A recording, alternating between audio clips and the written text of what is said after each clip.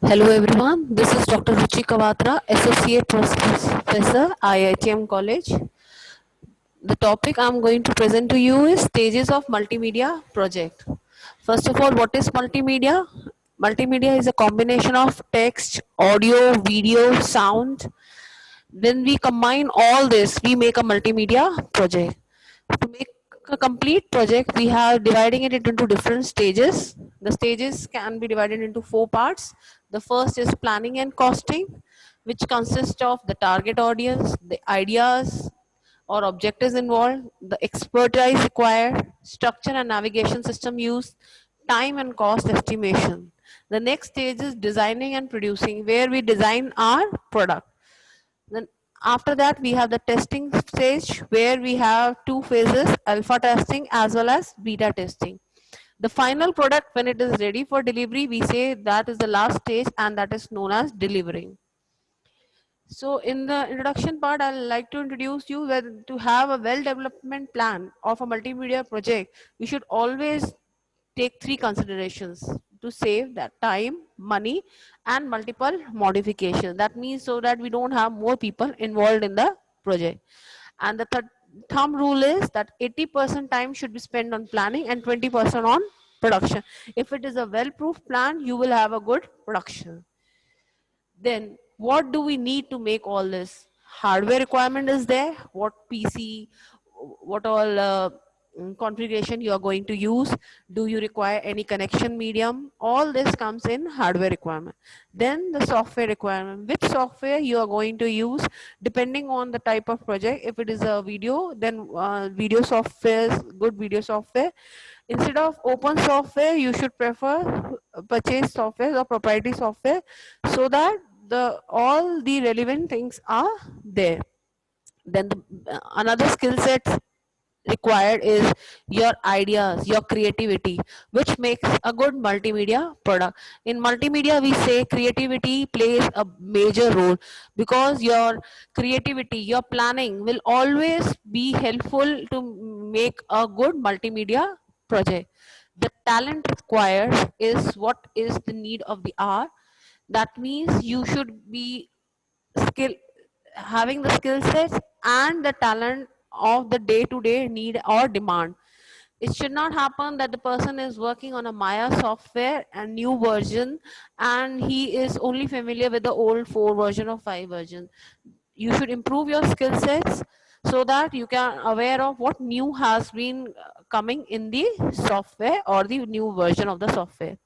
Then good organization of work, teamwork always plays a major role whenever you are doing any project.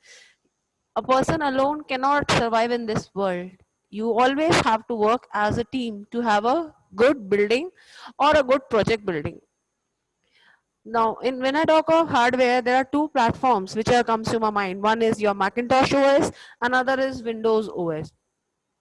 In Macintosh OS, generally when we are making multimedia or graphics things, we prefer Macintosh OS, as it has more better graphical representation. It has a good sound card and a video card, which is always required for a multimedia project. But if you are not going for Macintosh and you are very good in Windows, then you can also always choose Windows. But for that, you should configure a good sound card and video card in your system. Then the development environment, that is the workstation you are choosing, whether it's a microsystem or it's a mainframe. Instead of personal computer, mainframes or microsystems are more preferable for making a good multimedia project. Then it should be cross platform format, because today we are not only working on our desktop, we have the standalone applications, we have the mobile application, and we have the web application. So your software should work in all. Then coming to the software part, we say after you have chosen your hardware, the software plays a major role. Your text, images, sound and videos, whatever you are introducing for the software should be capable of having them in a better quality. It should not happen that you are putting sound in an MS Word.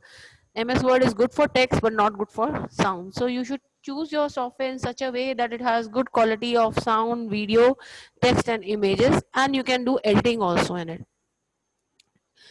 capturing images, translating files between different formats, editing your resources is a major thing you should see in the software. Some of the well-known softwares are Photoshop, SoundForge, Premiere, GIF Animator.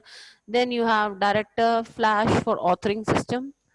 So everybody, yes, can make a multimedia project, but yes, the major thing is you should be creative. Now, what is creativity? When you have a develop a sense of scope and content, that means you know what all you have to put in the project and how you are going to put in a precise manner. But the we say the classical artists who work in paint, marble, bronze, the better you know your medium, the better you are able to express your capability. So you should know your hardware and software first before knowing what is going in your mind. So first plan your hardware and software, then put all your data in it, your content in it.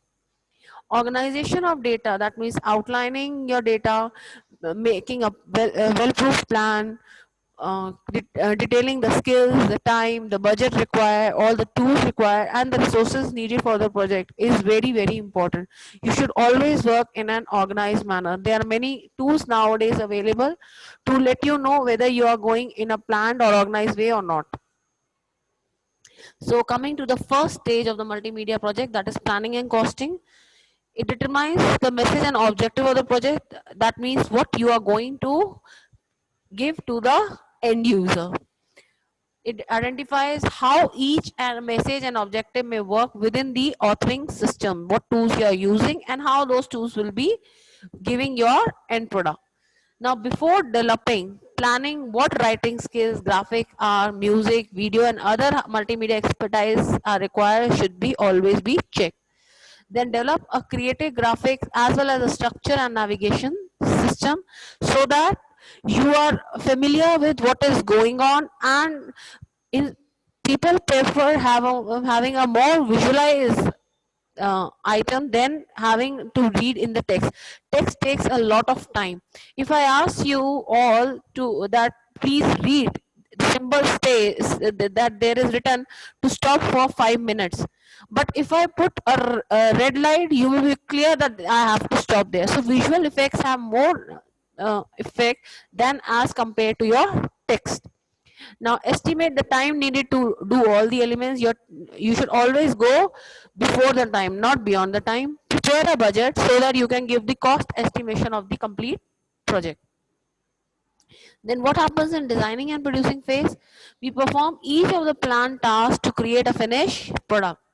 There may be many feedback cycles with the client until a client is satisfied. So when we are doing the designing phase, we must always keep the client with us so that at the end, when the final product is delivered, the client must not say that all my requirements are not fulfilled. So to satisfy the client, you should show your design or prototype to the client. The next is the testing phase, which is the most important phase. Always test the program or application to ensure that the objective of the project is completely met, then it works properly on the intended delivery platform and it meets the need of the end user. Then package and deliver the end product to the user, which is the last stage. Now, as I have already told, in the project planning stage, you have the idea analysis, the pre-testing phase, the prototype development, alpha development, beta development, and delivery. This is the project planning phase. Then in hardware, the phase you decide the hardware, then you use the available skills and software. Then we have the idea management software, which decides how the idea is going to be focused and put, so that you, like example, you have a storyboard, so you have an idea of how the story is going to be work. Then build a team, choose the best team, and it should always be a creative team. Pilot project and prototype, always have a simulator ready for you before you give the final project. Task planning and scheduling, this goes in your project planning. Costing, that is a billing rate and the example cost sheet which has to be met. Then coming to the first stage, planning and costing. To determine the objective of the project, you may ask yourself, how will the user be using this product? What the user will gain from this product? What types of feature will be most useful to the user? Why will the user visit if you are making a website? Why the user should visit your website? Then build a team. Now, which browser the user will use to access?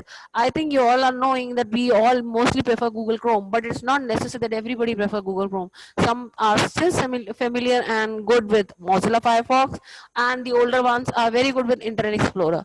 So if I'm making the project and it is looking good in Google Chrome, it doesn't mean it will be looking having the same look and feel in Internet Explorer or Mozilla Firefox. So you should check on all browsers before delivering. Now, who is my target audience? That is the most important question I need to ask myself. The designer should always focus on the user and the tailor product to meet the user's need. It should have a clear picture about how the audience will use the product, and there are different ways to achieve like this, like interviews, online surveys, and focus groups. Give the user opportunity to create or share their own experiences. Then categorize the audience so that you know what type of user is using. You may categorize it on based on the age, based on the gender, based on the income or language the user prefers. Then we have preparing a plan so that outlines the required multimedia expertise, who all multimedia expertise you require. That means you may require audio specialist, you may require video specialist, you may require a graphic designer. So plan before you make your project. A good team always make a good work. So develop a graphic template, organizational structure, and a navigational system. And how do you develop this? That will be coming in the next slide. Now prepare your time estimate, manpower estimate, and budget beforehand. The three elements that can vary in a multimedia project is time, money, and people. If you keep one as high, the others get affected. If I increase the time, the money and people gets affected. If I increase the money, time and people gets affected. So all these three needs to be considered. Now, when I talk of planning and costing, some tools need to be used, like critical path method is used to calculate the total duration of the project based upon each identified task. So my critical tasks are identified. Then if the task is lengthy, it might maybe having a delay in the project. So this should be kept into consideration. The project management software uses CPM scheduling functions so that they are meeting the target on time. Then we have another tool, that is PRT, which is program evaluation review technique, where the charts are used to show relationship between different tasks and prerequisites of each task can be discovered. Then we have Gantt chart, which is used to illustrate the project scheduling for depicting all the tasks along the timeline. We can have the graphical representation of how the information is flowing with the help of flowcharts. Last but not the least, we have the storyboards, which are a graphic organizer that consists of illustration or images in the sequence or purpose of visualization. If your project is for making a your movie or a small documentary film, or it might be an ad, then you need a storyboard, how the line is going on. Pictorial representation of these is, you can see this is a Gantt chart. Then we have a CPM for you, critical path method, how it is going and what time it requires. Then we have the PERT chart, how each activity is dependent on the other. Then flow chart, which shows the flow of data, how each data is going to flow. Then storyboard, where you can see how the first shot is there, second shot is there, and how you can put it in a sequence. Moving further, we have the organizational structure. There are four main types of organizational structure which we need to keep into consideration, like hierarchical organization structure, non-linear organization structure, linear organization structure, database-driven organization structure. When I talk of hierarchical organization structure, it follows a top-down approach in which information is chunked down from most important to the least important. It can be broad or narrow or deep and shallow depending on how you are choosing your data. The sets and subsets of information forms a hierarchy. When I talk of non-linear organization structure, it does not follow a sequential path. The information is linked from one discrete piece of information to another. Another way is linear organization structure, where the traditional method of navigation with a set of sequences is used. It organizes information sequentially, like training sets or online slideshows. Then we have the database driven organization, which is the mostly used because we have large volume of data and data needs to be stored in a database. Sites that use internal search engines uses databases. Now, what are sitemaps? It provides an overview of the organizational structure. It can be used at the planning stage to help the designers see the big picture. That means I can design and I can visualize how everything will be placed. It might be graphical or text based.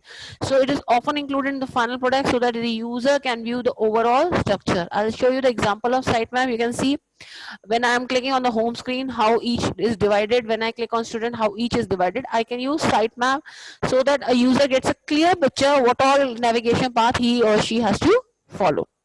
Coming to the next is my link map. It is used to illustrate the interactivity of web pages, how each web page is dependent on the other. It might be used for internal site or external site linkages. Then we have navigational structure. It is a means to which the user will know where they are going, how they are going, and where they want to grow. So for example, if I talk of frames, in a website, a frame is dividing your screen or page into number of regions. You can have frames dividing your one screen into 4 parts, 5 parts as you require. We have hubs and spokes as a navigation method which relies on the browser's back button. Generally, we don't use nowadays. When previously, whichever site we were, whichever page we were visiting, we used to always go to the home button so that we can go to the next page. Now it is not so. You can anytime go to the home button, anytime go to any other button. We have direct navigation nowadays. In direct navigation structure, you can visit any page at any time. You can go to a home page at any time. You can go to contact us. You can go to your say infrastructure, any page at any time without always going to the home page and clicking on the index. Preferably nowadays is your direct navigation. As you can see in the example, if you click on popular, you will go to the popular page. If you click on archive, you will go to the archive page. If you click on the home, you will go to the home page. It is not that you all have to all the time go to home page and then click the index. Now the next phase is the design and production phase. Here we have the structure and the user interface used to design, implement and refine. Now the multimedia elements which are text, graphics, sounds and videos are created in this phase. Your content is added, the script is placed in its proper manner. The product is revised based on constant feedback received from the client. As I've already told you, here the client should always be with you so that you show him the prototype. He or she must be satisfied so before you give him the end product.